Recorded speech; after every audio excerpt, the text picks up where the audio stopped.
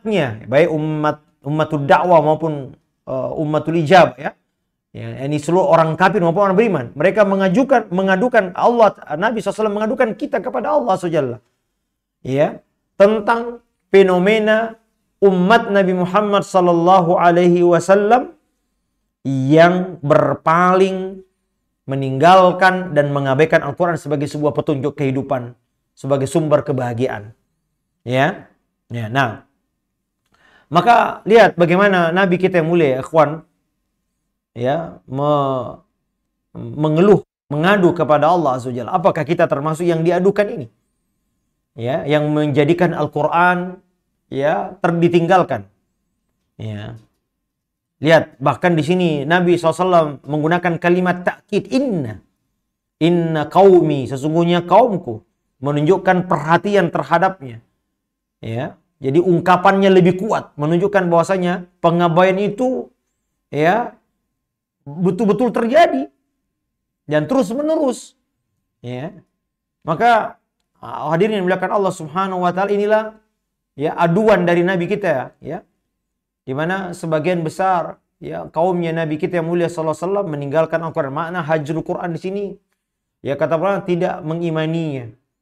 Ya. Kemudian tidak membacanya. Kemudian tidak mentadabburinya.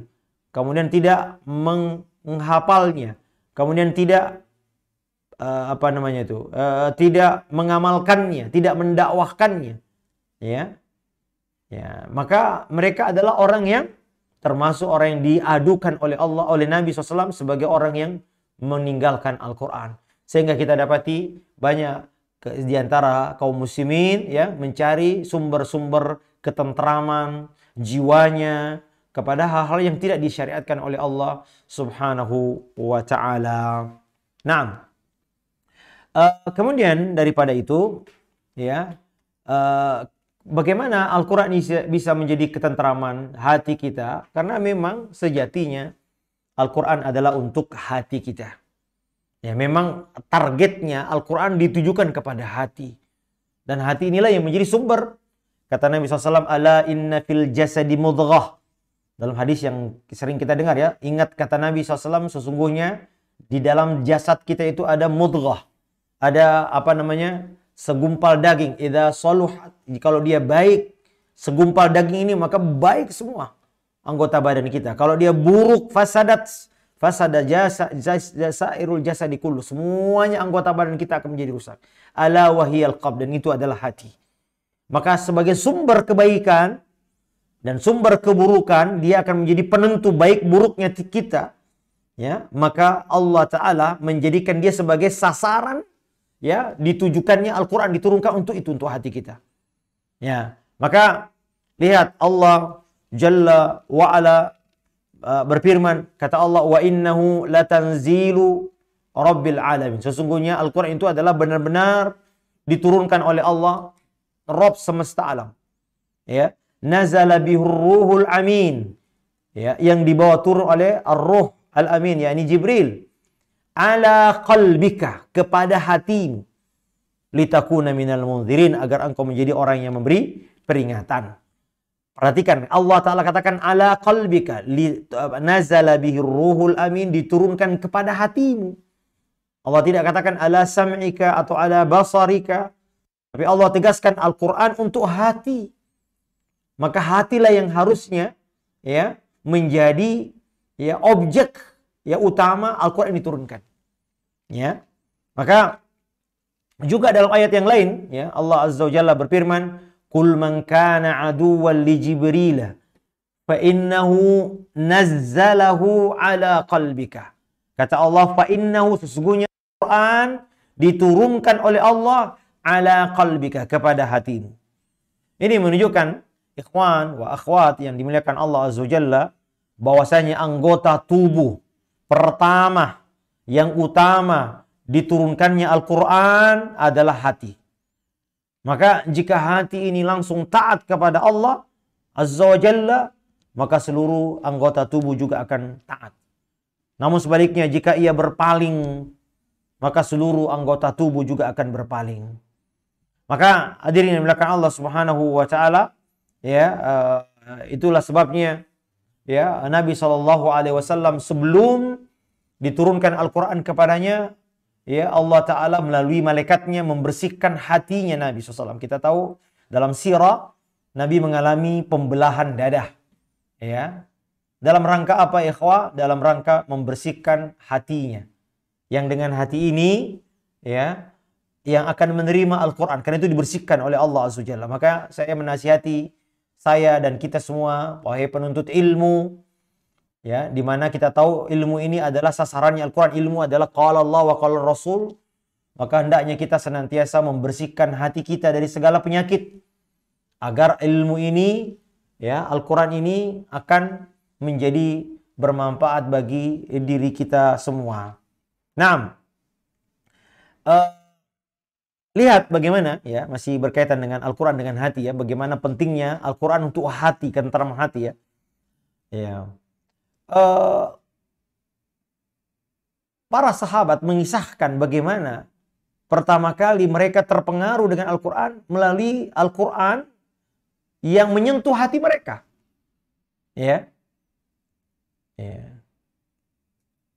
Ada satu kisah yang mungkin sering kita dengar, kisah seorang sahabat, ya, namanya Jubair bin Mut'im. Ini disebutkan dalam Sahih Bukhari dan Muslim bahwasanya yang pertama kali membuat hatinya beriman adalah ketika mendengar Al-Quran.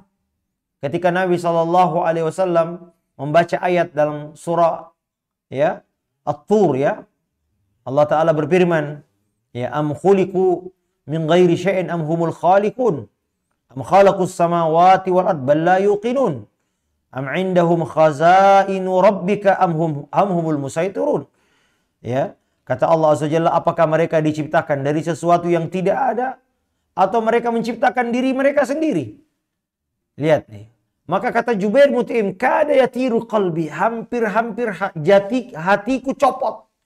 Ya, hampir-hampir hatiku copot. Gara-gara apa? Karena mendengar begitu dahsyatnya pengaruh Al-Quran kepada hati. Hatinya bergetar sampai mau terbang, kata beliau. Dan kata beliau, disitulah, ya, awal pertama kali iman, ya, masuk ke dalam diriku ketika Al-Quran itu aku dengar. Masya Allah, lihat bagaimana kebahagiaan itu muncul, ya, pertama kali datang dengan apa? Dengan Al-Quran ini didengar. Kemudian juga ada kisah lain, ikhwan, azanillahu wa iyyakum. Ya, ada dulu seorang ulama salaf namanya Ibrahim bin Adham rahimahullahu taala, seorang ulama dari kalangan salaf, kalau nggak salah dari kalangan tabi'in, ya. Beliau awalnya adalah seorang kaya raya, anak seorang kaya raya, ya, hobinya berburu, ya, namanya orang kaya pada waktu itu, ya. Ya, dengan kuda yang mahal begitu. Suatu ketika dia sedang berburu, tiba-tiba dia mendengar ayat dibacakan dan ini menyentuh hatinya, yaitu apa kata Allah Azza wa Jalla? Apa hasibatum annama khalaqnakum abatha wa annakum ilaina la turja'un. Ya, apakah kalian mengira, ya, bahwasanya kalian diciptakan tanpa ada tujuan dan kalian kembali kepada Allah Subhanahu wa taala tanpa makna, tanpa tujuan? Lihat bagaimana hadirnya dimuliakan Allah Subhanahu wa taala. Ya, Ibrahim bin Adham ketika mendengar ini lalu beliau kemudian meninggalkan seluruh kemewahan hidupnya dan beliau menjadi seorang alim dan seorang yang zuhud dan wara. Ya, pengaruh apa? Pengaruh Al-Quran. Ya. Kemudian juga mungkin kita juga pernah mendengar kisah seorang sahabat bernama seorang salaf juga namanya Fudail bin Iyad rahimahullahu taala. Dulu, ya, beliau adalah seorang pembegal, ya, perampok, ya, di tengah jalan. Namun suatu ketika dia berubah hidupnya ketika dengan Al-Quran. Ya, lihat bagaimana seorang perampok hidup dengan dunia, membunuh, merampas harta orang, yang membuat jiwanya gelisah tentu saja. Ya, lihat juga ini orang kaya raya Ibrahim bin Adham, ya. Ya, mungkin dia hidup dengan mewah, jiwanya tidak merasakan kebahagiaan. Kemudian tadi juga di bagaimana Jubair bin Mut'im, seorang laki-laki musyrik penyembah berhala, ya.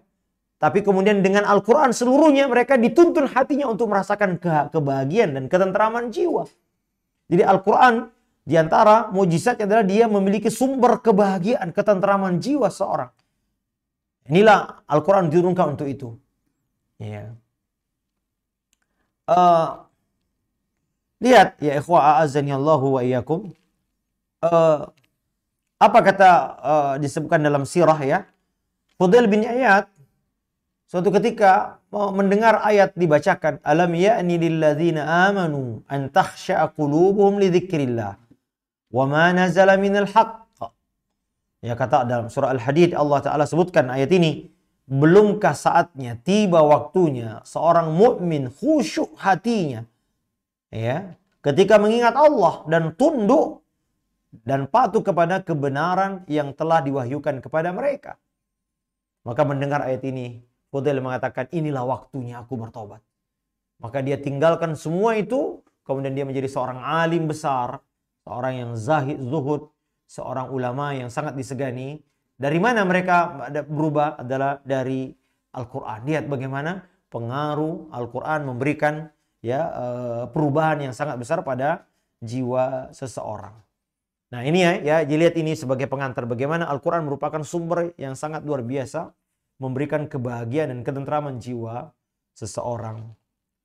Kemudian juga kita pernah mendengar, walaupun riwayat ini dipersisikan, ya, apakah Umar bin Khattab radhiyallahu taala memang masuk Islam karena mendengar ayat yang dibacakan, ya. Namun riwayat ini dipersisikan para ulama, para ahli hadis, ya, mempersisikan tentang periwayatan apakah dia sahih atau tidak, ya. Namun kita dapati bahwasanya banyak ya sahabat-sahabat yang terpengaruh dengan keagungan Al-Quran yang kemudian mereka bisa merasakan ketentraman jiwanya dengan Al-Quran itu. Maka hadirin dimuliakan Allah Subhanahu wa taala, ya, jadi sumber kebahagiaan itu adalah di hati, dan hati adalah, ya, itu dia yang ingin kami sampaikan. Kesimpulannya adalah bahwasanya kebahagiaan itu letaknya di hati. Dan hati ini adalah tujuan, target utama, objek utama diturunkannya Al-Quran. Dan Al-Quran ini datang dari Allah Azza wa Jalla, zat yang penguasa, pemilik jiwa dan hati manusia. Maka hadirin dimuliakan Allah Subhanahu wa taala, ya. Dan inilah letak kebahagiaan itu di situ, ya, di hati. Makanya kita dapati bagaimana perhatian Al-Quran terhadap hati ini luar biasa. Bahkan Al-Quran berbicara tentang hati sungguh banyak banget, ya.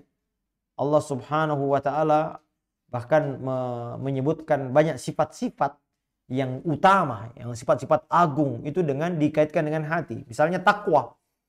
Ya, Allah taala katakan, ya, dzalika wa may yu'azzim sya'airallah fa innaha min taqwal qulub. Kata Nabi, kata Allah, sesungguhnya, ya, demikianlah perintah Allah, dan barang siapa yang mengagungkan syiar Allah itu adalah bentuk ketakwaan hati. Lihat, perhatikan. Allah Ta'ala mensifati hati dengan sifat takwa. Menunjukkan bagaimana kedudukan hati yang merupakan menampung sifat-sifat yang agung, itu apa? Ketakwaan. Kemudian juga misalnya sifat khusyuk. Ya, tadi Allah Ta'ala katakan antakhsya'a qulubun, hatinya yang khusyuk. Lihat bagaimana kedudukan hati. Ya, Allah Ta'ala menyandarkan sifat-sifat yang mulia kepada hati. Menunjukkan bahwa hatilah yang menjadi, ya, nilai atau sumber kebahagiaan, sumber keadaan di hati kita. Dan Al-Quran diturunkan untuk hati. Itu dia poinnya. Ya. Kemudian juga misalnya Allah Ta'ala kaitkan hidayah dengan petunjuk. Wa may yahdi qalbah. Apa Allah katakan? Wa may yu'min billah yahdi qalbah. Siapa yang beriman kepada Allah Azza wa Jalla, maka Allah akan memberi petunjuk kepada hatinya. Ya, Allah Ta'ala kaitkan hidayah dengan Al-Quran, dengan hati. Kemudian juga misalnya ada sifat rahmah, ya, juga sifat ra'fatun, dan rahmatun ini disandarkan kepada hati. Kata Allah, wa ja'alna fi qulubil ladzina ittaba'uhu ra'fatan wa rahmatan wa rahbaniyah. Ya, kata Allah, dan kami jadikan, ya, sifat rahmat, kasih sayang, wara'fa, dan kesantunan, ya, kepada hati mereka, ya, kepada hati mereka. Lihat nih. Ini menunjukkan lagi-lagi akhwa azani Allahu wa iyyakum, ya, hendaknya hati kita ini harus dekat dengan Al-Qur'an. Karena Al-Qur'an adalah ditujukan untuk hati, gitu. Banyak sifat-sifat mulia dikaitkan dengan hati, disandarkan kepada. Sifat apa lagi, ya? Sifat ulfah misalnya. Ulfah, ya, yang bermakna bersatu, ya, Kata Allah Azza wa Jalla, wa allafa baina qulubihim. Allah Ta'ala melembutkan atau menyatukan hati mereka. Ya ini, ya ikhwan, ya pengaruh atau bagaimana sifat hati yang ada dalam Al-Quran, ya, yang kalau kita tadi merinci tadi sifat-sifat itu, maka adalah sifat-sifat yang dimiliki orang-orang besar, orang-orang yang hebat, orang-orang yang mulia, yang dengan ini hati mereka menjadi tenteram. Jadi mari kita renungkan, ikhwah a'azzani Allah, ya, hubungan yang erat antara Al-Quran dan hati. Jadi ada kaitan yang sangat erat, ya, berkaitan erat, yang dengannya hati ini tidak boleh berpisah dengan Al-Quran. Karena Al-Quran tidak akan pernah merasakan ketentraman, jiwa, hati kita tidak akan pernah merasakan ketentraman, kebahagiaan, kecuali dengan Al-Quran. Ya, dan karena hubungan, ada keterkaitan yang erat, hubungan yang erat antara Al-Quran dan hati, sebagaimana tadi kita sebutkan dalam ayat yang berulang-ulang, ya. Dan oleh karenanya cobalah ikhwah a'azzani Allah, rasakan ketika kita membaca, bermuamalah dengan Al-Quran, berinteraksi dengan Al-Quran, rasakan dengan hatimu. Nah, oleh karenanya ikhwan a'azzani Allah, Allah Ta'ala menyebutkan bahwasanya Al-Quran hanya akan bisa menjadi sebuah pelajaran yang bermanfaat bagi mereka yang memiliki hati. Inna fi dzalika ladzikra liman kana lahu qalbun aw alqas sam'a wa huwa syahid. Dalam surah Qaf, Allah Ta'ala katakan sesungguhnya pada Al-Quran itu terdapat pelajaran, peringatan bagi yang memiliki hati. Ya, bagi yang memiliki hati gitu. Karena Al-Quran dengan hati ini erat kaitannya. Ya, maka Al-Quran akan menjadi sumber kebahagiaan, ya, jika hati kita yang merasakan pengaruh Al-Quran. Bukan cuma lisan kita membacanya, bukan cuma telinga kita mendengarkannya, tapi hati. Ya, lihat bagaimana orang-orang munafik Allah Ta'ala sifati dengan apa? Mereka tidak mentadabburi Al-Quran.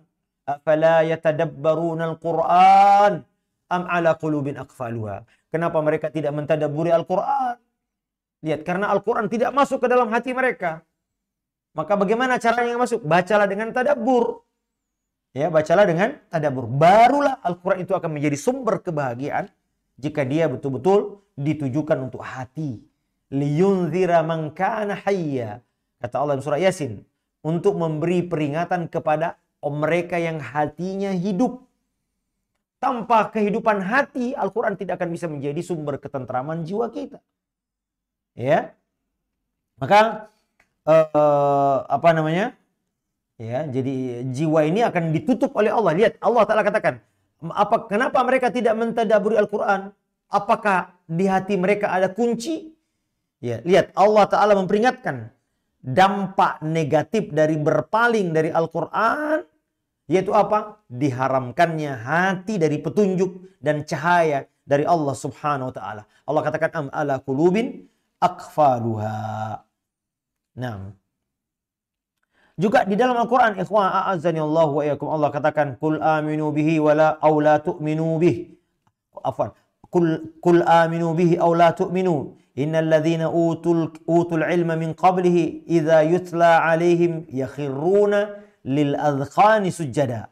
Jika dibacakan kepada mereka Al-Quran, mereka bersungkur wajah mereka dan bersujud kepada Allah Subhanahu wa Ta'ala. Ya, inilah ciri orang yang hatinya berinteraksi dengan Al-Quran.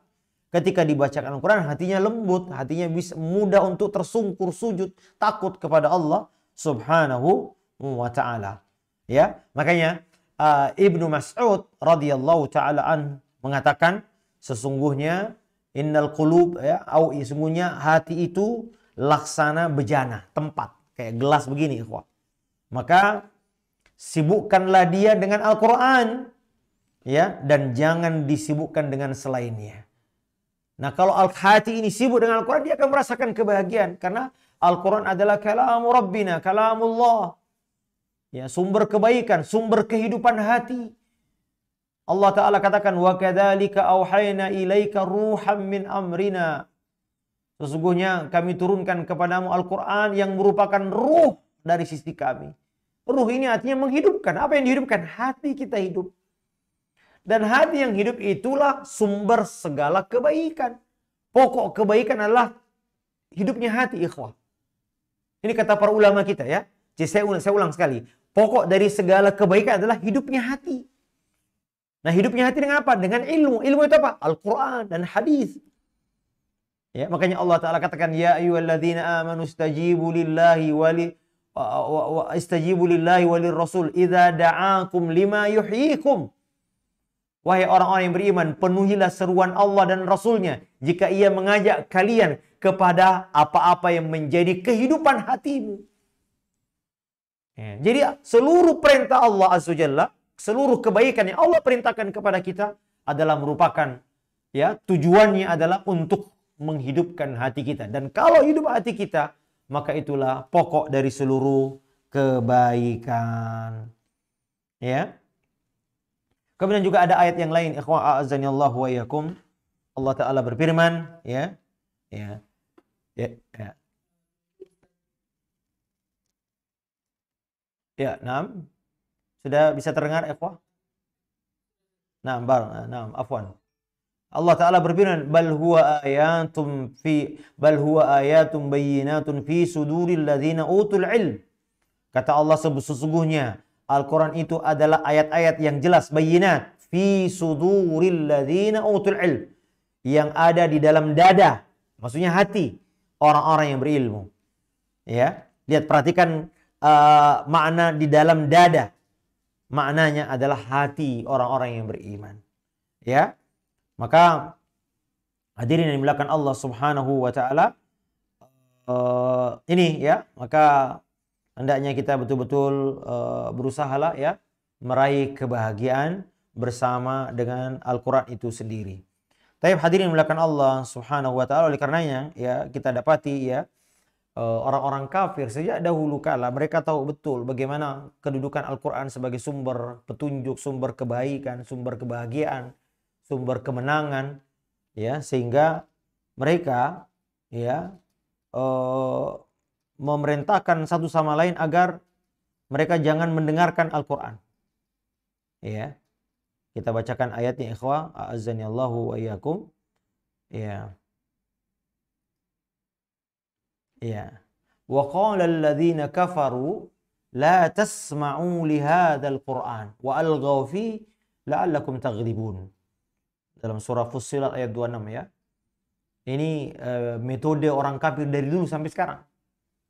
Apa kata orang kafir yang disebutkan dalam Quran? Orang-orang kafir berkata, la tasma'u li hadzal Qur'an. Jangan kau dengarkan Quran ini. Wa alghaw fi, ya, sibukkanlah ya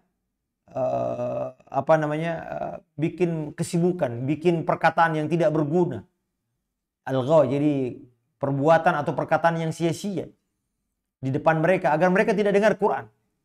Ya. Maka diantara ya cara mereka adalah menyibukkan kaum muslimin dengan permainan yang sia-sia, hiburan, tontonan, agar satu tujuannya agar kita tidak mendengarkan Al-Quran. Makanya lihat ya ikhwah, mana ada muda sekarang yang rajin baca Quran, yang ada sekarang rajin TikTokan, rajin Facebookan, rajin Instagraman. Ya. Karena ini metode orang kafir dari dulu. Mereka tahu betul pengaruh Al-Quran yang dahsyat. Maka mereka katakan jangan dengerin Quran. La tasma'u li hadzal Qur'an. Lihat nih. Wa alghaw fih. Ucapkan perkataan yang mereka bersiul atau bertepuk tangan. Ya, kalau metodenya sekarang ya ini permainan. Tontonan ya atau permainan atau gadget apa saja yang membuat anak-anak muda Islam jangan mendengar Al-Quran, jangan mempelajari Al-Quran. Karena mereka tahu, apa kata mereka? La'allakum taghlibun, agar kalian bisa menang melawan mereka. Ya, maka kalau ada orang kafir mengalahkan kaum muslimin itu karena apa? Karena mereka berhasil menjauhkan kaum muslimin dari Al-Quran. Karena Al-Quran adalah sumber kebaikan. Lihat, kata mereka, la tasma'u, jangan dengar. Ya, jangan dengar Al-Quran. Ya, maknanya jangan dengar, jangan perhatikan, jangan pelajari, jangan hafalin. Dan jangan ikuti, maksudnya ya, jangan amalkan, ya. Ini kan mengamalkan kan hasil dari mendengar, ya, ya. Maka, ya, masya Allah ya ikhwah, ya, wa alghaw fi, ya, ucapkan perkataan sia-sia, Ya, perkataan yang tidak ada manfaatnya, perkataan yang tidak jelas arahnya. Ya, dulu mereka berteriak, bersiul, sehingga mereka dengan itu mereka tidak bisa membaca dan mendengarkan Al-Quran dari satu sama lain. Nah, inilah kebiasaan dan tabiat media-media informasi yang sekarang dikuasai orang-orang kafir pada hari ini kita melihat mereka sesungguhnya mereka punya musuh, yaitu musuh Al-Quran. Makanya ada seorang anggota parlemen dulu di Inggris Britania Raya awal abad ke-20. Ketika berbicara di depan parlemen, mereka bawa Al-Quran. Dia katakan selama ini masih ada, kita akan sulit menjajah orang-orang Islam. Maka jauhkan mereka dari Al-Quran agar kita mudah menjajah mereka. Nah, ternyata betul ini yang dia suka dalam Al-Quran. La'allakum taghlibun, agar kalian bisa menang sama mereka. Jangan perdengarkan Al-Quran kepada mereka. Nah, hadirin yang dimuliakan Allah Subhanahu wa taala, nah, kemudian tentu saja apa yang harus kita lakukan bersama dengan Al-Quran ini, ikhwan, azanillahu wa iyyakum. Maka tentu kalau kita lihat bagaimana cara agar Al-Quran ini bisa menjadi sumber ketentraman jiwa kita, ikhwan sekalian, maka kalau kita perhatikan Allah Ta'ala menyebutkan dengan satu metode yang namanya tadabbur. Inilah tujuan kita membaca Al-Quran adalah dengan tadabbur, yang dengan tadabbur inilah yang akan menghasilkan amal.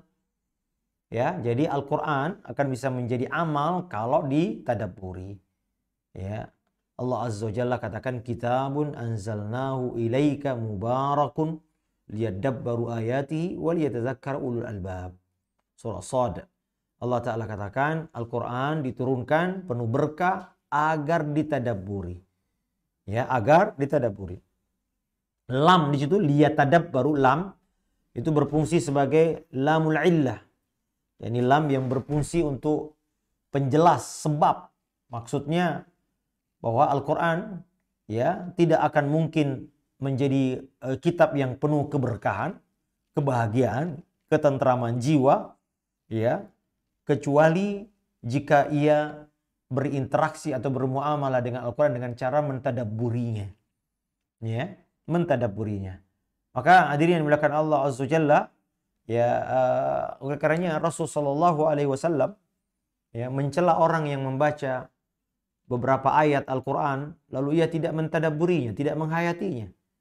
Sebagaimana diriwayatkan oleh Ibnu Hibban rahimahullah, bahwasanya dari Aisyah radhiyallahu taala anha berkata bahwa Rasulullah SAW bersabda, kata beliau ketika diturunkan 10 ayat terakhir surah Ali Imran, inna fi khalqis samawati wa ikhtilafil laili wan nahari la ayatin liulil albab, dan seterusnya.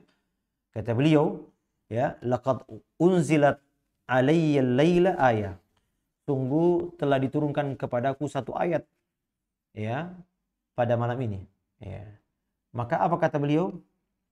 Wailul liman qara'aha wa lam yatafakkar fiha. Coba perhatikan kata Nabi, wailun, celakalah, liman qara'aha, bagi orang yang membacanya, wa lam yatafakkar fiha, dan dia tidak mentadabburi di dalamnya. Masya Allah, Pak, lihat. Nabi mencela, ini celaan bagi orang yang membaca Al-Quran tapi hanya sekedar kejar setoran. Makanya kata Sufyan Ats-Tsauri, banyak orang sekarang menjadikan Al-Quran sebagai bacaan sudah merasa diri beramal. Deden, masih bisa terdengar suara saya? Terdengar bagus ya? Taib. Itu ya akhwan. Ini yang menjadi sumber kebahagiaan. Al-Quran akan menjadi sumber. Jadi kita rubah cara kita berinteraksi dengan Al-Quran. Selama ini kita mengaji hanya kejar setoran. Yang kita ketika mengaji, ketika pertama kali mengaji, ujung surah yang terbayang. Bagaimana cepat sampai di ujung surah. Ketika baca surah Al-Kahfi misalnya, alhamdulillahilladzi anzala ala abdihil kitab wa lam yaj'al yang kita cepat agar bisa di surat terakhir, ayat terakhir. Bukan dengan tadabbur. Makanya supaya Suri mengatakan innama nuzzilal Qur'an liyu'mala bih. Sungguhnya Al-Qur'an itu untuk diturunkan, untuk diamalkan. Walakin ittakhadhan nasa qira'atuhu amala. Tapi manusia membacanya sudah merasa dirinya sudah beramal. Naam. Ya.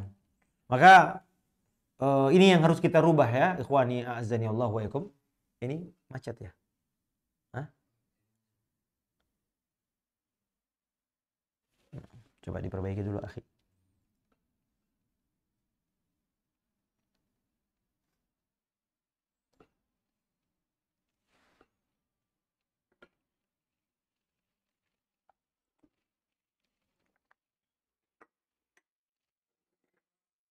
Nah, sudah bisa? Afwan ya ikhwah, ini taib. Afwan, ini kondisi wifi kami memang tidak begitu baik, Akh Deden. Sudah bisa? Nah, maka ini ya, ikhwan, ya jadi kita harus merubah cara kita memberitahukan dengan mentadabburinya. Ya, maka lihat bagaimana ucapan pemimpinnya qari, yakni Abdullah bin Mas'ud, ya, imamnya para qari di kalangan sahabat, ya. Beliau mengatakan, hayatilah ketika kalian membaca keajaibul Quran, keajaiban Al-Quran. Gerakkanlah hatimu, maksudnya pahamilah, renungkanlah, tadabburilah, ya. Dan beliau mengatakan jangan sekali-kali tujuan utama salah seorang di antara kalian ketika membaca Al-Quran sekedar menyelesaikan sampai akhir surah. Subhanallah. Ini Masya Allah ya ikhwan, a'azani Allah wa iyyakum, ini yang harus yang kita rubah. Ya. Maka hendaknya kita juga berusaha ya ikhwan ya mengetahui bagaimana Al-Quran ini kedudukannya dalam agama kita ya. Betul ya, cahaya, petunjuk, ya, kemudian juga kabar gembira, pemberi peringatan, ya, nasihat, mau'izah, dan banyak lagi ya, kita dapati Al-Quran datang dalam bentuk bagaimana Al-Quran itu diturunkan dari Allah Subhanahu wa Ta'ala melalui malaikat terbaik, ya. Kemudian betapa banyak Al-Quran juga dipuji-puji oleh Allah Subhanahu wa Ta'ala, banyak sekali pujian Allah terhadap Al-Quran, ya, kitabun mubarakun, ya, banyak sekali, ya, di mana menunjukkan bagaimana kedudukan Al-Quran yang begitu besar pengaruhnya kepada kita semua. Nah, ini yang dapat kami sampaikan ikhwan, a'azzani Allah wa iyyakum, mudah-mudahan ada manfaatnya. Mungkin Deden, afwan karena kondisi wifi kami ini saya sering hilang-hilang, mungkin kita tanya jawab aja ya. Ya. Fadal.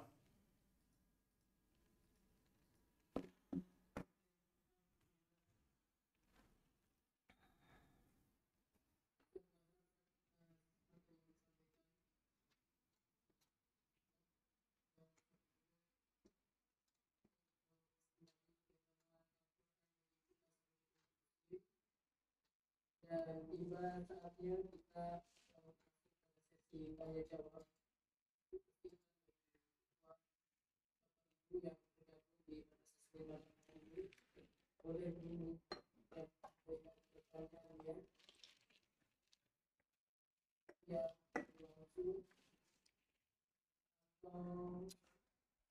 boleh dia tuliskan saja dalam kemudian yang bergabung itu silakan menyampaikan pertanyaannya. Alhamdulillah sudah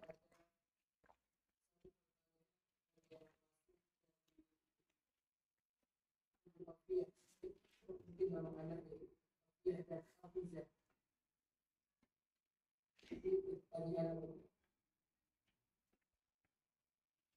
jadi mengatakan tadi hadis dia mengatakan bahwa orang yang hanya baca Quran akan celaka.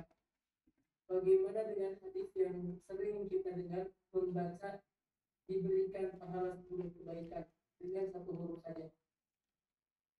Bagaimana hubungan kan antara ucapan ulama atau hadis yang memberikan bahwa yang maksud pertanyaan ini bahwa orang yang banyak kaum muslimin yang merasa cukup dengan membaca saja, di sisi lain dengan membaca saja itu adalah 10 kebaikan dari satu huruf tersebut.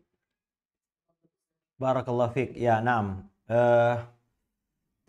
Jadi maksud pertanyaan bagus sekali ya. Jadi tadi disebutkan kata Nabi SAW, wailul liman qara'aha walam yatafakkar fiha. Ya, celakalah orang yang membacanya dan tidak merenungkan maknanya.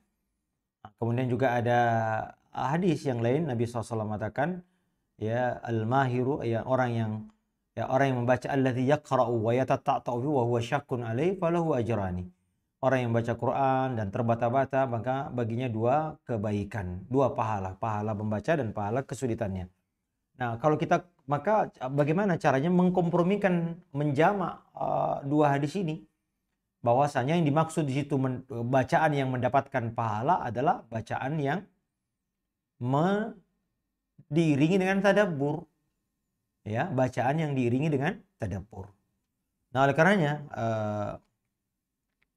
hadirin dimuliakan Allah Subhanahu wa taala, ya.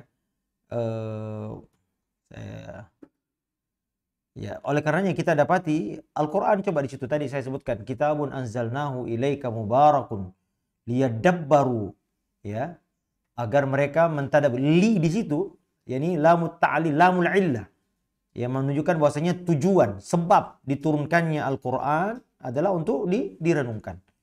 Maka bagaimana cara agar kita bisa, ya, mendapatkan renungan itu? Tentu dengan membaca dengan hati, pemahaman, ya. Maka ya tentu itu semua bisa didapatkan dengan berproses. Di antaranya pertama, ibu sekalian, adalah ya tahapannya, ya, agar kita bisa mentadabburkan. Tentu yang pertama adalah membaca dengan bacaan yang baik. Tentu maksudnya di sini adalah makharijul hurufnya, sifat-sifat hurufnya, ya, mengikuti kaidah-kaidah tajwid misalnya, ya. Dan ini, ya, hendaknya kita perhatikan dulu, ya. Kemudian juga diantaranya ibu membacanya di waktu yang memang bisa membuat kita bisa mentadabbur Al-Quran. Dan diantaranya adalah di waktu malam. Ya, kata Allah SWT, ya ayyuhal muzammil qumil laila illa qalila inna nasyi'atal laili hiya asyaddu wat'au wa aqwamu qila. Kata Allah, sesungguhnya membaca Al-Quran di waktu malam, ya, asyaddu wat'an, lebih kuat untuk mempengaruhi, wa aqwamu qila, dan lebih berkesan di hati. Ya, ini ya. Jadi tadi itu, jadi pertama membacanya dengan tajwid, ya, ini dengan membaca dengan sesuai dengan sifat-sifat huruf lah, ya. Ya. A'udzu billahi minasyaitonir rajim, dengan pelan-pelan begitu misalnya. Kemudian yang kedua tadi, memilih waktu-waktu di mana membantu kita untuk bisa mentadabburi Al-Qur'an.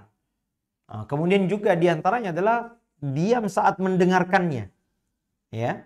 Wa idza quri'al Qur'anu fastami'u lahu wa ansitu la'allakum turhamun. Apabila Al-Qur'an dibacakan, maka dengarkanlah, simaklah, dan diamlah agar kalian mendapatkan rahmat. Nah, ini ya. Jadi maksudnya diam dan mendengarkan artinya mentadabburi, memperhatikan, ya. Kemudian juga, ya, yang namanya tadabbur adalah memahami bacaannya, maknanya yang dibaca. Ya, karena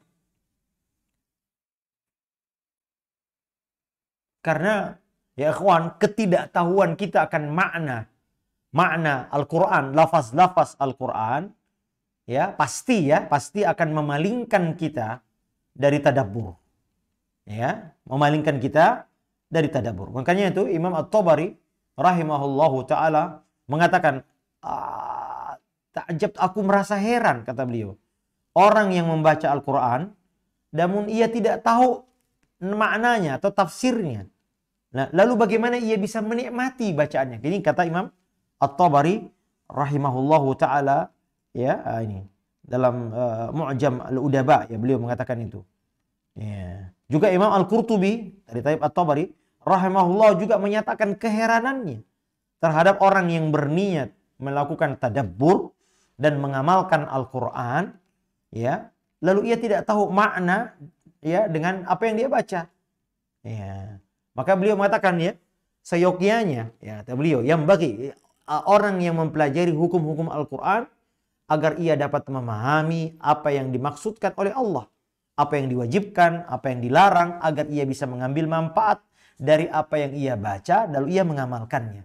Jadi Al-Quran harus memberi pengaruh, Pengaruh apa? Pengaruh untuk diamalkan. Nah, caranya bagaimana?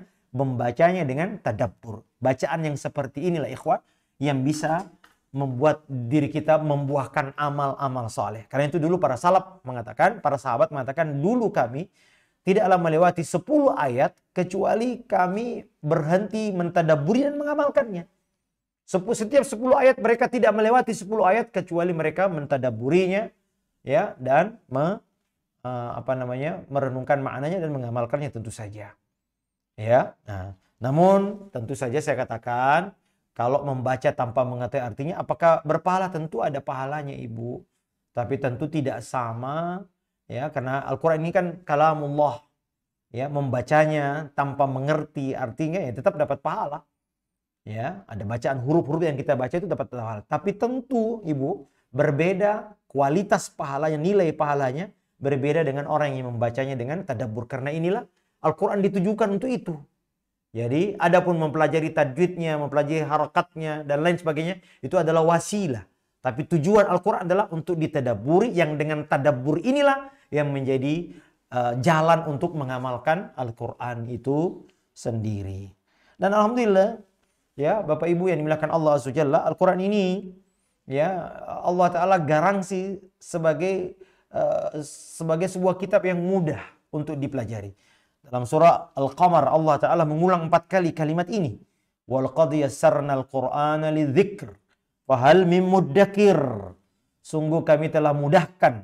Itu lihat, perhatikan Allah Ta'ala menggunakan huruf takkid banyak sekali. Walaqad, sungguh benar-benar kami telah mudahkan Al-Quran. Untuk apa? Untuk dipelajari. Hal mim muddakir. Maka apakah ada yang mau mempelajarinya? Nah, maka Masya Allah. Bahkan Ibnu Abbas mengatakan hampir sebagian besar lafaz-lafaz Al-Quran adalah lafaz-lafaz yang mudah dipahami oleh orang-orang awam. Ya, memang sebagiannya ada lafaz-lafaz yang hanya diketahui oleh orang yang berilmu. Tapi sebagian besarnya, kata beliau, Al-Quran itu adalah lafaz-lafaz yang mudah diketahui oleh orang-orang awam Arab, ya, awam Arab, bukan awam kita.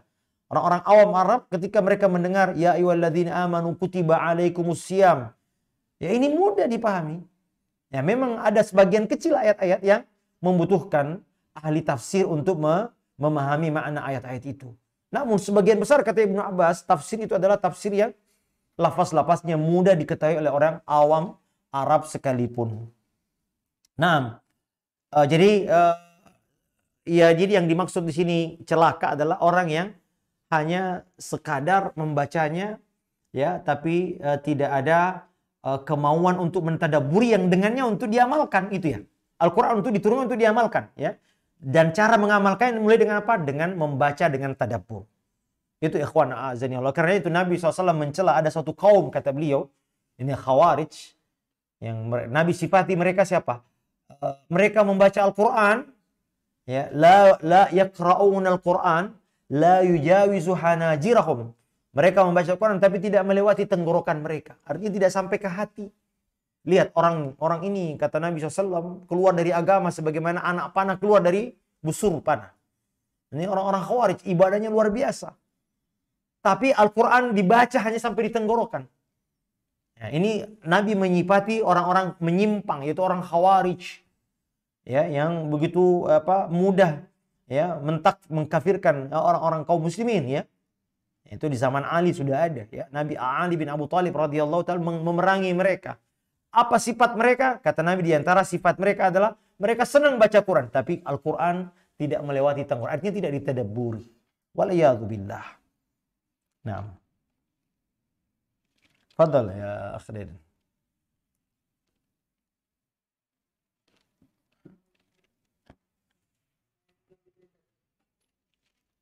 Tadi di awal saya menyampaikan mengenai beberapa kisah sahabat ini yang pertama yang bagaimana mereka dapat beriman karena menyimak Al-Quran, menyimak atau terrenyum dengan salah satu ayat yang dalam Al-Quran. Pun demikian dalam Al-Quran juga kita diingatkan bahwa seseorang apabila dibacakan ayat Quran maka sedang beriman akan bertambah juga iman. Namun di sisi lain dia terkadang Jadi kalau Ustaz Umar sampaikan dia sampai tenggorokan. Bagaimana Ustaz untuk mengantisipasi ini? Karena kita baca tidak merasakan tambahnya iman, tidak efek bagi hati ini seolah-olah terkadang seperti ini. Bagaimana Ustaz solusinya agar tidak seperti itu?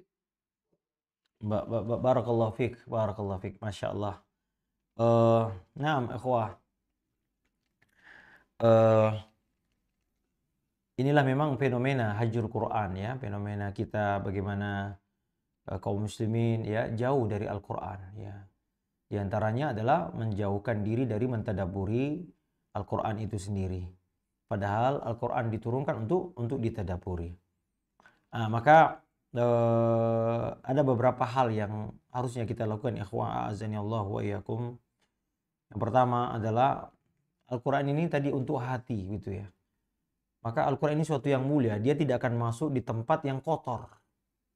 Maka bagi kita para penuntut ilmu, hal yang paling utama juga adalah bagaimana hati kita ini bersih ya. Jadi Al-Quran ini seperti wadah, hati ini seperti wadah. Nah, Al-Quran ini adalah isinya. Nah, maka Al-Quran ini mulia, tidak akan masuk di tempat yang kotor. Ya, maka hendaknya kita para penuntut ilmu, bagaimana kita mau merasakan Al-Quran. Makanya lihat orang-orang munafik, bagaimana dia tidak, Allah katakan, Allah celah. Kenapa mereka tidak tadabbur Al-Quran? Apalah ya tadabbur Al-Quran. Itu kan ayat yang berkaitan dengan orang munafik. Kenapa? Karena hatinya ada penyakit, ada dosa, ada maksiat. Ya, maka Al-Quran tidak masuk ke hati orang yang hatinya busuk, hatinya penuh banyak dosa. Ya, hatinya kotor karena tadi ini liman kana lahu qalbun. Al-Quran itu bagi orang yang memiliki hati yang bersih. Maka lihat tadi ya, bagaimana Allah Azza wa Jalla mengirim Jibril untuk membersihkan hati Nabi sallallahu alaihi wasallam. Dibelah dadanya, dibersihkan dengan Zam-Zam karena Al-Quran akan dibacakan kepada beliau. Al-Quran akan diturunkan kepada beliau. Maka kita juga ikhwan, kalau selama ini kita tidak bisa merasakan kenikmatan Al-Quran, yang bisa jadi adalah dosa. Ya, kita semua membaca Al-Quran tapi kita tidak ada. Makanya para salaf mengatakan jika engkau tidak mendapati hatimu ketika engkau baca Quran, ketika engkau berzikir, ketika di majelis ilmu, maka minta kepada Allah agar Allah kasih hati yang baru.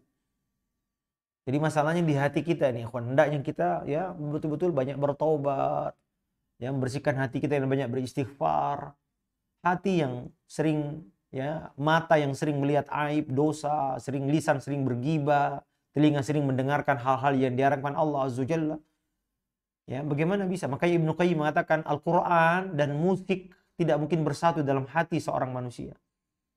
Kapan kita senang musik, Al-Quran tidak akan masuk. Hati ini tidak akan bisa berkumpul di dalamnya satu kebaikan dan satu keburukan. Ya, musik adalah keburukan, dosa. Al-Quran adalah kebaikan dan menyatu dalam hati, tidak mungkin.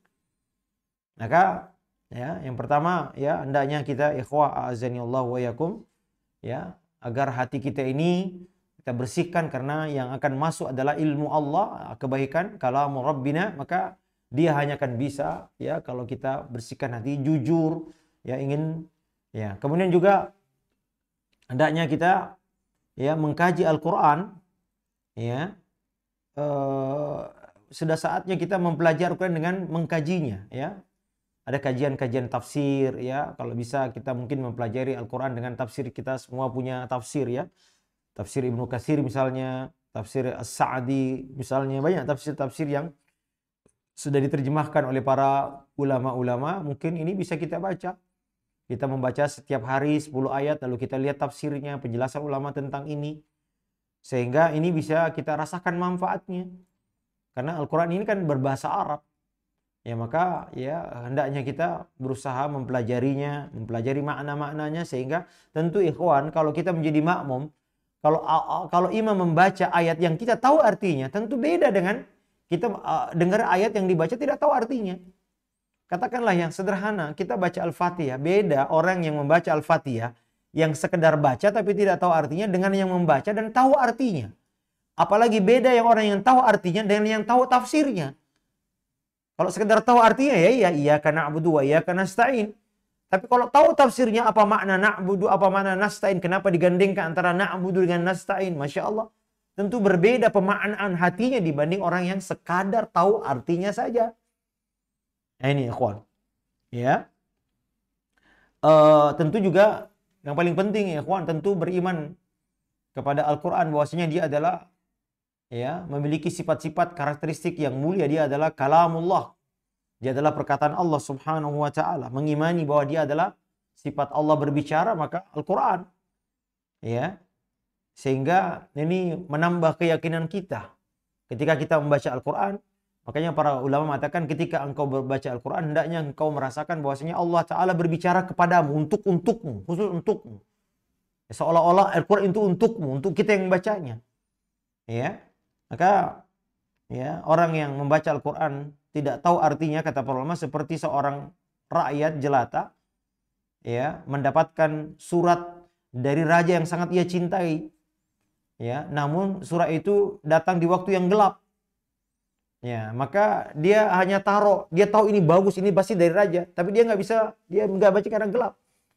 Tapi dia tahu ini baik.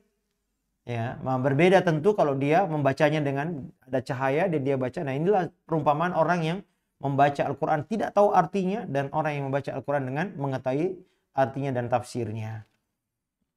Nah, wallahu ta'ala alam bisawab. Kemudian juga tentu saja ikhwah, hendaknya kita berusaha hidup bersama Al-Quran. Ya. Maknanya adalah hendaklah kita mengamalkan Al-Quran. Aisyah ditanya bagaimana akhlaknya Nabi. Kata Aisyah, kana khuluquhu Al-Quran. Adalah Nabi itu akhlaknya adalah Al-Quran. Ya, berusahalah kita ya ikhwah ya hidup bersama Al-Quran. Ya, ini semua yang kita lakukan adalah sesuai dengan apa yang ada di dalam Quran. Mengamalkan Al-Quran, berhukum dengan Al-Quran. Ya, nilai-nilai kehidupan yang kita anu adalah nilai-nilai kehidupan yang ada dalam Al-Quran. Kaidah-kaidah kehidupan adalah kaidah-kaidah Al-Quran yang kita terapkan dalam diri kita. Sehingga Al-Quran itu terwujud, terrealisasi dalam kehidupan kita. Jangan sampai kita ini ikhwan membaca Al-Quran tapi kita tidak mengamalkan. Bagi seorang wanita misalnya, dia membaca surah An-Nur, dia baca surah Al-Ahzab, tapi dia tidak pakai jilbab. Bagaimana dia mau merenungkan Al-Quran? Di situ surah An-Nur, Allah Ta'ala katakanlah kepada mukmin perempuan untuk menutup auratnya. Surah Al-Ahzab juga begitu, kapan kepada istrimu dan istri-istri orang beriman memanjangkan jilbabnya. Dia membacanya tapi dia tidak pakai jilbab. Bagaimana mau hidup bersama Al-Quran? Nah, saya kira itu ya kawan. Azani Allahu wa iyyakum. Dari Ibu Tias,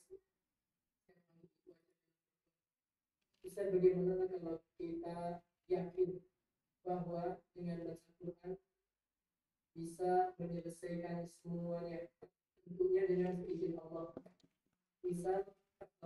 Misalnya sakit akan sembuh, sedih, resah, bisa adil dan seterusnya dan sebagainya, sehingga semuanya larinya kepada Al-Quran. Mungkin sedikit menambahkan juga seperti ada kita mendengar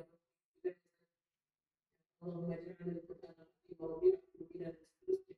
Jadi bagaimana ini ketika apapun kondisinya kita dengan baca Quran akan menyelesaikan. Barakallahu fiik. Naam, barakallahu fiik, betul ya. Al-Quran ini diantara sifat yang Allah Ta'ala sifati dalam Quran adalah syifa. Maka diantara fenomena hajrul Quran adalah menjauhkan Al-Quran sebagai syifa. Syifa di sini adalah obat untuk penyakit jasmani dan penyakit ruhani. Ya, penyakit ruhani maksudnya obat dari penyakit syahwat, obat dari penyakit syubhat. Ya, kemudian juga obat jasmani. Ya, Nabi SAW dalam banyak hadis ya menyebutkan bagaimana Nabi memerintahkan meruqyah orang yang sakit dengan bacaan Al-Quran. Ya, ada sahabat yang mengobati kepala suku dengan membaca Ummul Kitab, Al-Fatihah. Nabi katakan, dari mana engkau tahu kalau Al-Quran itu adalah Al-Fatihah adalah ruqyah? Ya, maka ini dibolehkan tentu saja, tentu bacaan-bacaan yang telah disyariatkan ya. Ya, tidak sekadar membacanya tapi ada cara-cara yang syar'i begitu ya. Ada ayat-ayat yang memang disebutkan para ulama sebagai ayat-ayat yang sering dibaca sebagai ayat-ayat ruqyah. Ya, jadi saya ulang ya, dari sisi jasmani kalau kita sakit maka berobat dengan Al-Qur'an. Bacakan ya Ummul Kitab. Ya, saya tidak ahli dalam ruqyah ikhwan, tapi ini ada banyak sekali petunjuk-petunjuk Nabi tentang perkara ini ya. Jadi ketika kita sakit maka boleh kita ya tentu ini ada bacaan-bacaan tertentu ya, tapi secara umum kita katakan Al-Qur'an seluruhnya adalah syifa. Allah katakan syifaun ya. Ya ayuhan nas qad ja'atkum mau'izatun wa syifaun. Ya, dan itu adalah obat. Maupun tentu saja adalah obat penyakit-penyakit rohani, penyakit apa saja ya, penyakit liberalisme, penyakit kekufuran, penyakit kemunafikan, itu semua penyakit ya. Ya, penyakit keraguan-raguan, ya, penyakit hasad, iri, dengki, ya, penyakit bakhil, semuanya disembuhkan dengan Al-Quran. Tentu artinya maksudnya diamalkan, ditadaburi, maka ini akan menjadi obat dari semua penyakit itu semua. Nah, barakallahu fiik.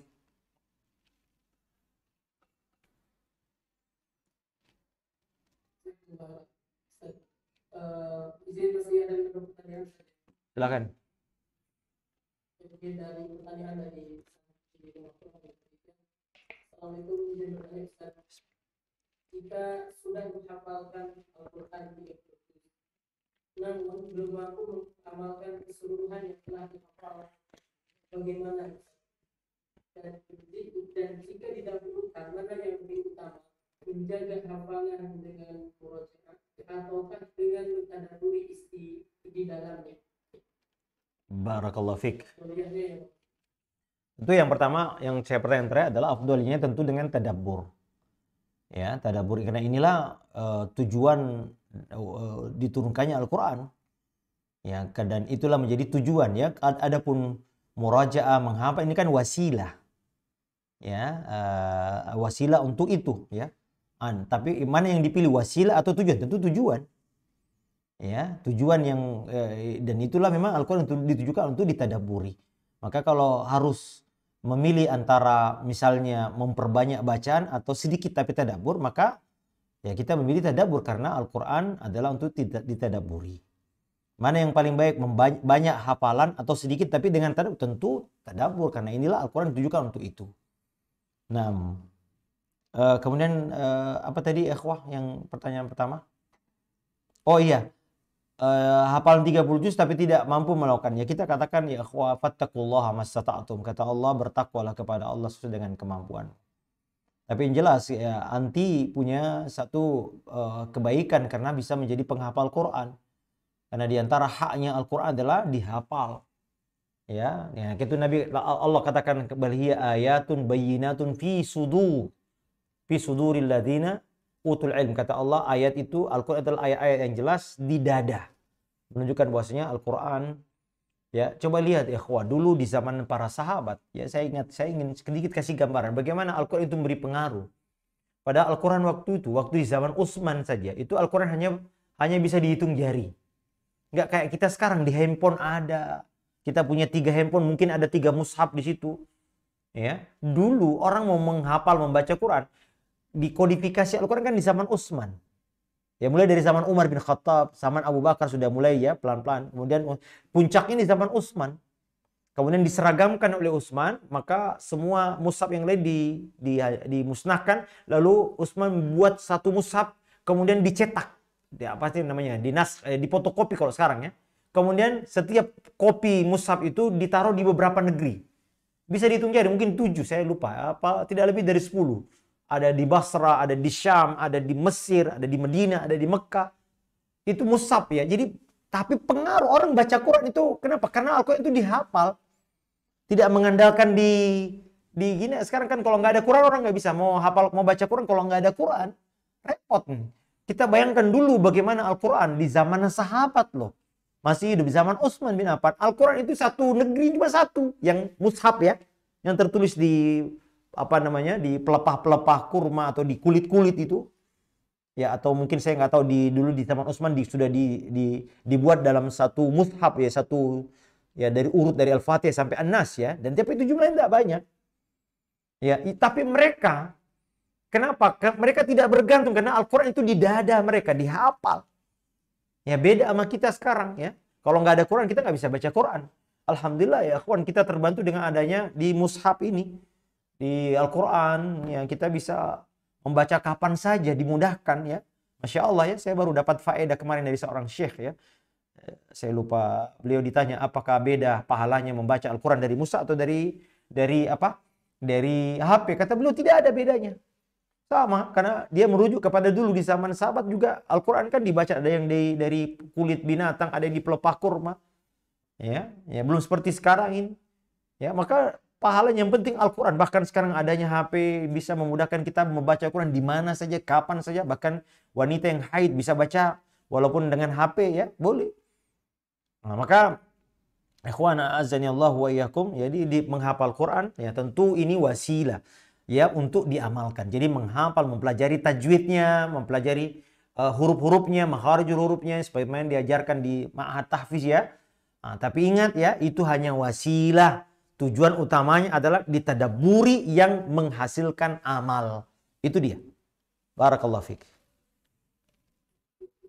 Barakallahu Ustaz. Izin selanjutnya nih dari Bapak dia lagi pertanyaannya bersama berkaitan dengan pertanyaan dari santri rumah Quran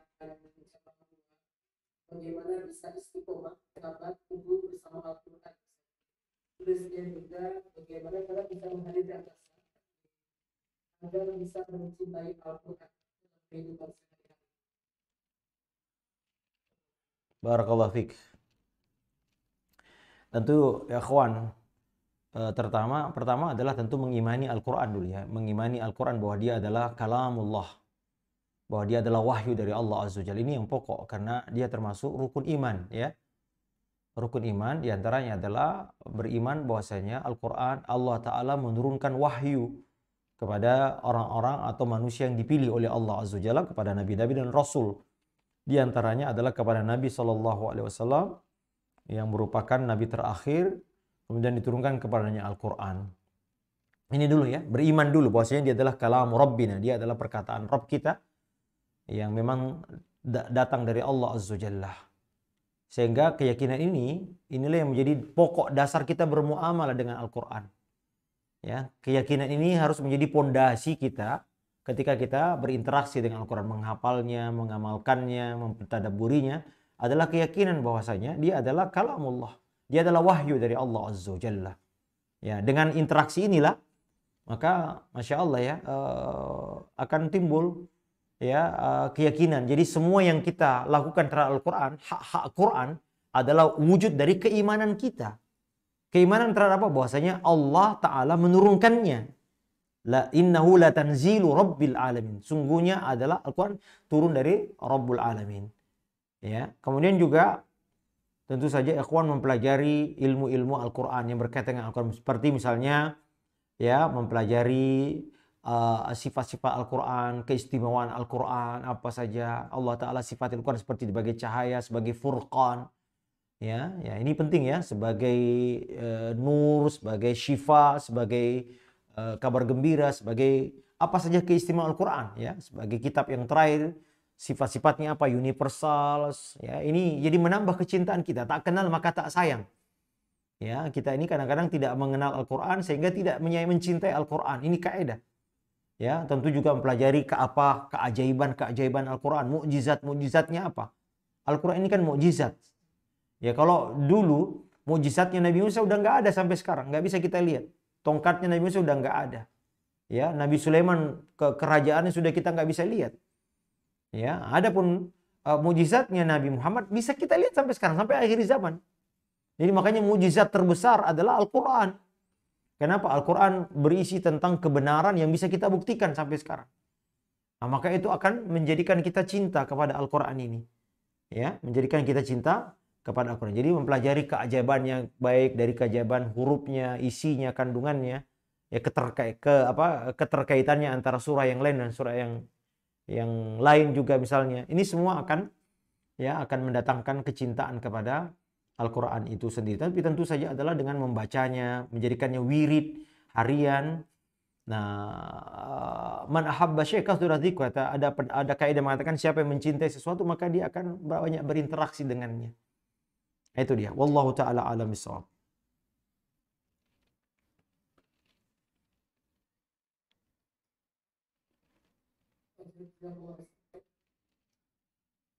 Selanjutnya pertanyaan dari Ibu Sultan. Assalamualaikum Ustaz. Kalau sudah baca Quran, sudah ikut kajian, tapi masih ada saja hati-hati ini adalah iri, syirik, benci, dan jahat. Jadi bagaimana solusinya dalam hal tersebut? Tuhan aturan menarik tunjuk bagi kita, sudah ikut kajian juga, bagian dari itu memahami hati ini terkadang hatinya masih kotor, hatinya terkena iri, syirik, benci, juga melakukan kejahatan. Barakallahu fik. Ya, ini hidayah itu ada dua ya, ikhwan, Bapak Ibu sekalian yang saya cintai. Ada hidayah berupa ilmu, tapi juga ada hidayah berupa amal. Ya, barangkali di antara kita sudah dapat hidayah berupa ilmu petunjuk, bisa membedakan mana tauhid, mana syirik, mana sunnah, mana bid'ah, ya, mana baik, mana buruk, mana halal dan mana haram. Itu sudah petunjuk, hidayah ilmu namanya. Hidayah berupa bayan, penjelasan. Namun kita butuh hidayah yang lebih tinggi lagi, Ibu. Apa itu hidayah? Taufik. Mengamalkan apa yang sudah kita tahu. Nah, maka inilah makna ihdinas siratal mustaqim. Ya Allah, berilah kami hidayah. Hidayah ilmu dan hidayah taufik. Itu mengamalkan apa yang sudah kita ketahui. Nah, ini butuh ibu-ibu sekalian, pertama kita berdoa ya, berdoa kepada Allah Azza Jalla agar kita diberi kekuatan, taufik untuk bisa mengamalkan apa yang sudah kita tahu. Ya, Allahumma a'inni ala dzikrika wa syukrika wa husni ibadatika. Itu doa Nabi. Ya Allah, bantulah aku agar bisa berzikir, bersyukur, beribadah. Juga Nabi SAW mengatakan, Allahumma inni as'aluka fi'lal khairat wa tarkal munkarat. Ya Allah, aku mohon kepadamu kekuatan untuk melakukan kebaikan dan meninggalkan keburukan. Itu juga Nabi berdoa, Allahumma inni as'alukal huda, minta petunjuk, at-tuqa. Juga Nabi SAW meminta kepada Allah, Allahumma inni a'udzubika min ilmin la yanfa', ilmu yang tidak bermanfaat. Maka lihat ya, dalam surah Qaf yang saya bacakan tadi ya, Allah Ta'ala menyebutkan di antara syarat ilmu itu bermanfaat ada 4. Yang pertama sumbernya harus baik. Ya, inna fi dzalika ladzikra. Ya, Ibu ya, jadi kalau mau berubah menjadi orang baik, pertama harus ada sumber kebaikan. Ya, masdarnya harus ada sumbernya, itu Al-Quran dan As-Sunnah. Jadi mata air yang jernih. Bagaimana kita mau berubah kalau bukan sumbernya ya? Makanya hati-hati belajar agama dari mana, itu penting sekali. Maka Al-Quran adalah sumber kebahagiaan, sumber petunjuk. Ya, maka inilah sumber satu-satunya kebaikan. Jadi Al-Quran ya. Kemudian yang kedua, liman kana lahu qalbun. Hatinya, wadah yang menerima harus ada. Connect gitu loh. Jadi Al-Quran yang merupakan petunjuk itu ada wadahnya. Ya, wadahnya apa? Ya, hati. Makanya hati yang kotor bagaimana Al-Quran bisa memberi manfaat? Ya, kemudian yang ketiga, wa al-qasamah, memusatkan perhatian. Jadi harus betul-betul antara sumber itu ya, kita memastikan bahwa sampai kepada tadi hati itu.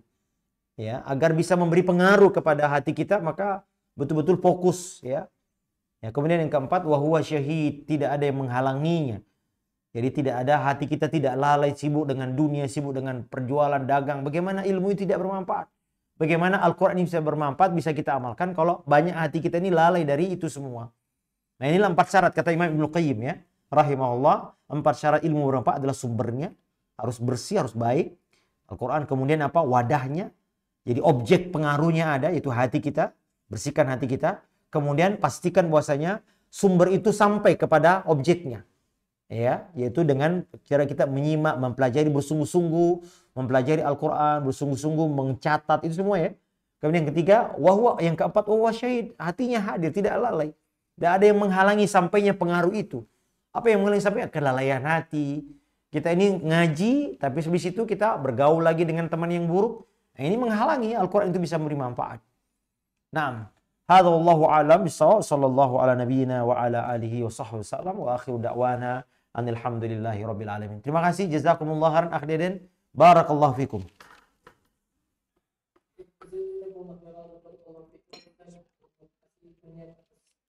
ilmu yang disampaikan semua jadi berkah bagi para santri, di para muslimah, di rumah gerak Khadijah, juga Bapak Ibu di mana pun berada, juga dari manapun yang ikut tergabung pada malam hari ini.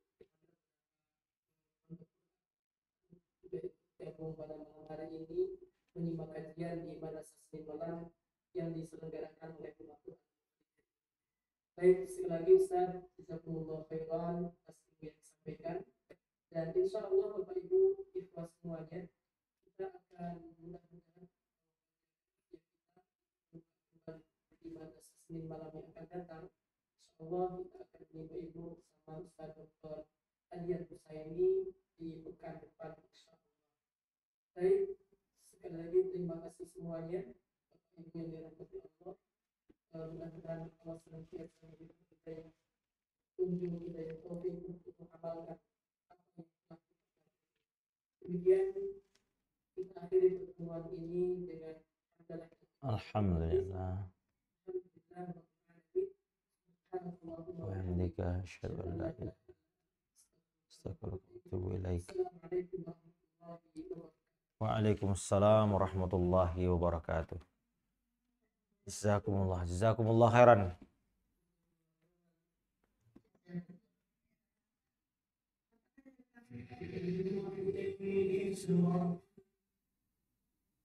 Sudah, putus. Itu tadi santriwati semua itu, Nak. Antum nggak tertarik cari jodoh di situ? Hah? Oh, belum ya. Tapi tadi nampak santriwatinya, antum lihat di fotonya. Bercadar semua ya? Oh. Hah? Oh. Hah? Kok tahu iya? Berarti kamu lihat tadi? Hah? Oh, itu pertanyaan pancingan. Bercadar semua. Iya Ustaz, berarti lihat dong. Hah? Nggak apa-apa, wajar kalau kamu lihat. Kamu laki-laki normal. Berapa saat? Tadi berapa pemirsanya? 150. Itu satu ini aku bisa banyak dengan.